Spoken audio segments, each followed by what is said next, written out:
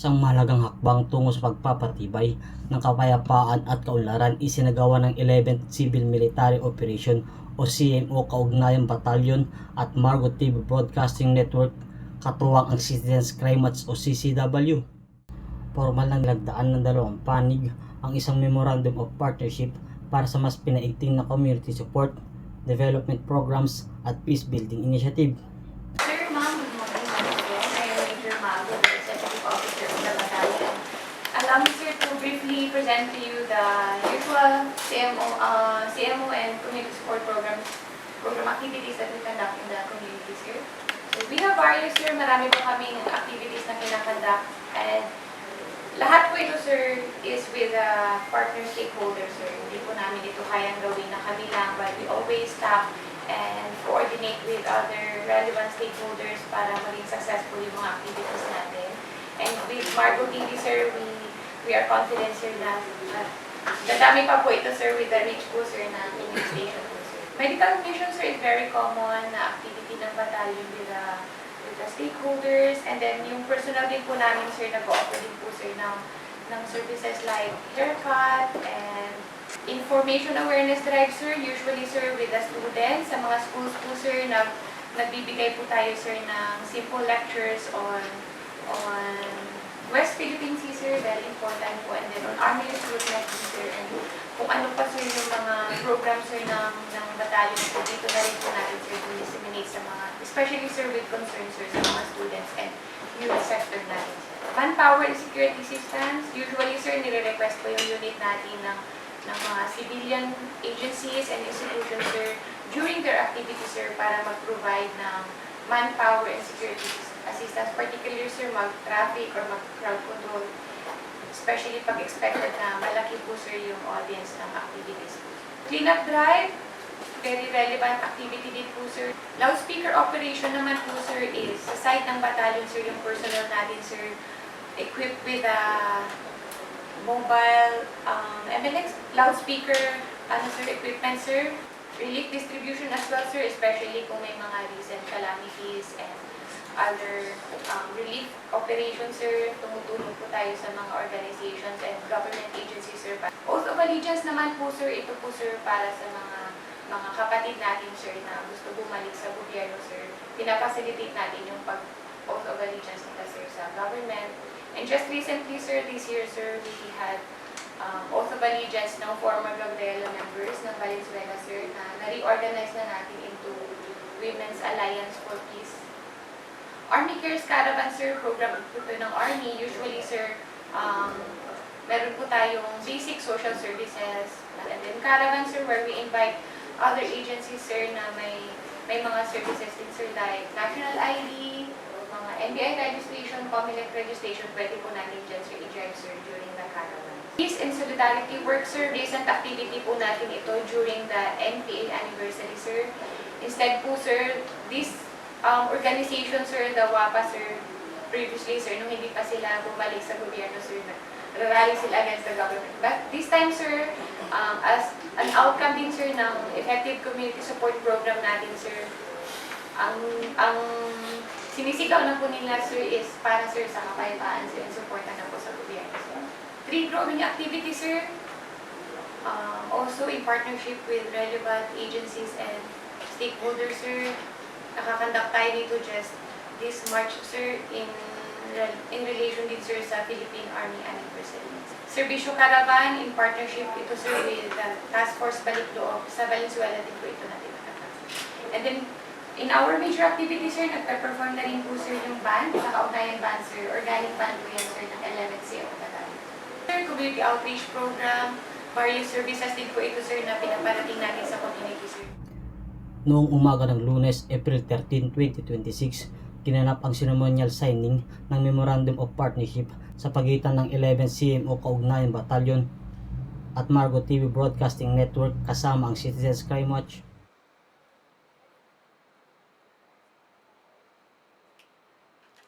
Pinangunahan ang nasabing kasunduan ni Battalion Commander Lieutenant Colonel Judilyn A. Blas bilang kinatawan ng first party. The 11th Sino Battalion for the past 19 years na po siya na nandito sa NCR. mostly sa area po siya ng Kamanava, nagde-deploy ng ating mga CMO or CSPs. Basically, the main role is to bridge the gap between the military and the community.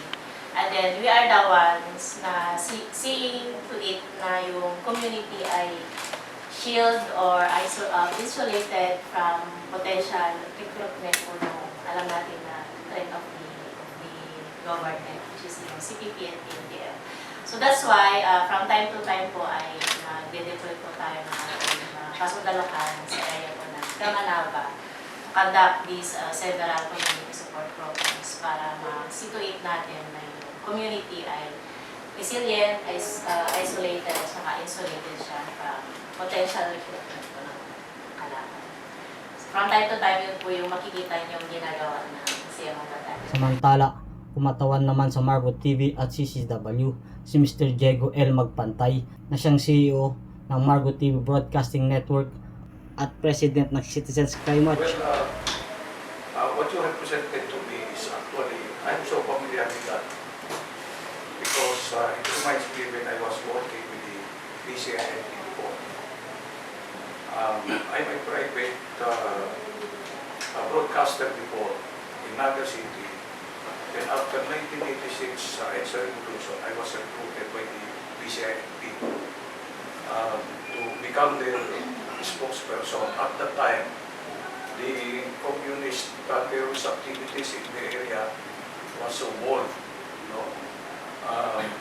Akala ko nga nung ina-arresto ko nila because after the EDSA Revolution, when the Aquino administration took over, may dumating na isang military chief and invited me to come to their camp. Akala ko ina-arresto ko nila. Sabi ko, sige, I will just follow. Sabi, no, the instruction to us is don't go back to the camp without you. Sabi ko, di ina-arresto niyo ko. So they were explaining to me until na, siyempre napilitan ako sumama because that time, yung pagkatapos ng EDSA Revolution, alam niyo naman, yung time na yun, revolutionary government. So sumama ako. And directly to the provincial commander, dinala ako. Yung bungad agad sa akin ng provincial commander, tulungan mo kami dito. So we need your help, So sana tulungan mo kami. So explain sa akin kung ano nalala sa akin. Yung pala, gusto nilang gawin sa akin, gamitin ako nila sa psychological operation nila. As a spokesman, without any condition kung ano ba may role of being a civilian person. Sabi nila, just help us. Until such time na ano ko yung sarili ko, parte na ako ng PCINT. In fact, for convenience, pinapili ako nila sa bang gusto papasok ka namin regular member ng PC or INP. So since na that time, yung registration namin, sinequested because before I was with the Marcos Senior, commentator ako that time. Pero strongly sa mga radio program ko, binabanatan ko yung press releases. So hanggang sa pinanggap ko yung INP because yung INP is a territorial force. Yung PC kung saan na-assign ko, tinanggap ko yung sa INP. For convenience, naging member ako ng Integrated National Police. But I was assigned with the Civil Military Operation of the Philippine Coastal Guard. Kaya sabi ko nga, very familiar sa akin yung trabaho nyo. And that's it, yung ginagawa ninyo talagang malaking bagay. So yung trabaho ng CMO, hindi bago sa akin. That's why, when you first came to our station, nag-offer agad ako sa inyo na if you want, I will give you 1 hour every week for free. Mag-handle kayo ng program, kung anong gusto nyo i-present sa program. As far as your job is concerned, okay lang sa akin. Okay lang sa akin.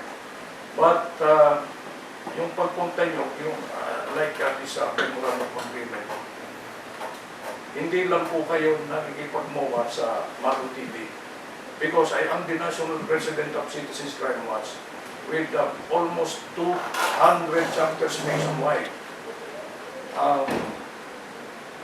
Any activities that you want, we can join in the area na meron kami chapter. So, kasi malapit din sa puso ko talaga ang trabaho na ito eh. During my college days, hindi na college days, tapos na pala ako ng college noon. Maestro na ako noon. Nag-advance sa ROTC ko, I finished my MS-42. It so happened na hindi ako nakapag-MS-43. Dahil ang love ko talaga is yung broadcasting naging passion ko yun. Hindi lang gusto ko to, kundi makatulong din because the history of Margo TV, maraming mga media men na nawala ng tahanan, naging tambay doon sa akin. Pag may mga press con, may mga event, lager sila. Sabi ko, gagawa tayo ng radio station para may bahay kayo. Medyo yung pagkakagawa ng Margo TV, akala ko ganun-ganun lang. Until such time na, ito na pala yung Margo TV. Medyo nakikilala na rin tayo at sa mga event, hindi na sila considered as vlogger. Kung na sila talagang media na talaga. Yung radio, yung TV station natin is it can also compete, although hindi pa ganun ka-sophisticated yung ating mga equipment, pero pagdating sa social media, nakikipag-ano na rin tayo. Diba? So, sa social media, medyo napapansin na yung Margo TV at yung reach audience niya medyo malawak na rin. So, with that, I am very much willing to collaborate with you to assist the unit. Kung ano man ang may tulong ng Margo TV, bibigay natin. Because we love this country. Gusto natin itong bayan natin maging free sa mga terroristic activities, especially yung recruitment. Yung recruitment ng mga estudyante natin, hindi napapansin ng gobyerno yun. Ang nakakapansin lang doon yung military. Pero, kung sinasabi natin na ang kabataan ang kinabukasan ng bayan, napakaraming mga kabataan na mamatay sa labanan, pero hindi napapansin yun ng ating mga political leaders. Bakit? Ang pinapansin nila yung mga mali-maleta, di ba? Hindi nila nakikita kung ano sa sakripisyo ng ating mga sundalo. Hindi nila nakikita kung ano ang epekto nitong mga nangyayari ito sa ating community at sa ating bansa mismo. Kasi kung kayo nagpapabaya, siguro matagal na tayo nasakop. Diba? Yung mga nasa CPP, NDF, NPA, nasa Malacanang na rin. Almost all bureaucracy penetrated na. Kung hindi gagawin ng ating mga kasamahan sa armed forces, yung kanilang trabaho, kawawan pa itong bansa natin. So, yung gagawin natin ngayon, kinakailangan talaga ito. So, hindi lang Margo TV ang ini-offer ko sa inyo, pati yung Citizens Crime Watch, which I am the National President.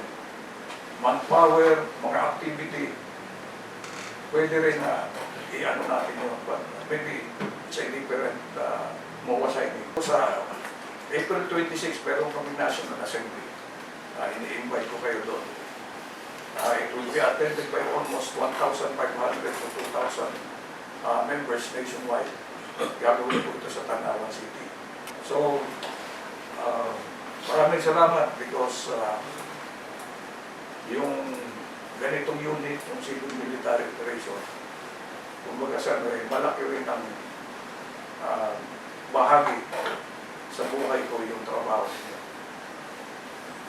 Noon, nag-organize bayan.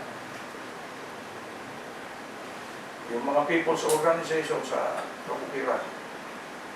Napakaraming mga kababayan natin na naghihirap, lalong naghihirap. Isinagawa ang aktibidad sa mismong tanggapan ng 11 CMO Kaugnayan Batalyon. So thank you very much, ma'am, for inviting me here. And bukas ang Margo TV para sa inyo. Yes, sir. Hindi lang sa airtime, pati sa mga activity, meron din kami mga outreach program. Siguro mga partners din Pwede po tayo. tayo mag-collaborate, sir. Yes, sir. Magtulong-tulong tayo. So again, thank you very much. Maraming salamat sa inyo. Sir, with that kind of gesture na pinakita niyo po na support sa batalyon, sir, we are honored to partner with you and we are looking forward na maging fruitful po yung partnership po natin, sir. Hopefully, from this day onwards, we can have several activities together na beneficial not only to the communities but also to the network and to the batalyon, sir. Kinilala ng dalawang panig ang kahalagahan ng kanilang kolaborasyon bilang mahalagang bahagi ng pagsusulong ng sustainable peace and development sa komunidad.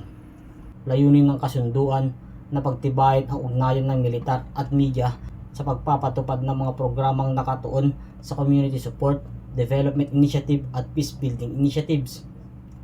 Buong pusong ipinahayag ni Magpantay ang suporta ng mga programa pangkaunlaran, lalo na ang mga humanitarian effort kabilang ang pagbibigay ng in-kind assistance sa mga vulnerable communities. Sa pamamagitan ng sabing partnership, inaasahan ang mas pinaigting na pagtutulungan ng militar at sibilyan para sa mas maayos, ligtas at maunlad na komunidad. So at this point, sir, if you will allow, sir, na we can have the formal signing na po, sir, ng ating memorandum of partnership agreement po, sir. Alam niyo pong mga ganitong I can sign without even reading it. Kahit medyo matakot, hindi makuha. Mula sa himpilan ng Margo TV Broadcasting Network, ako si Ariel Torres, serving the Filipino people.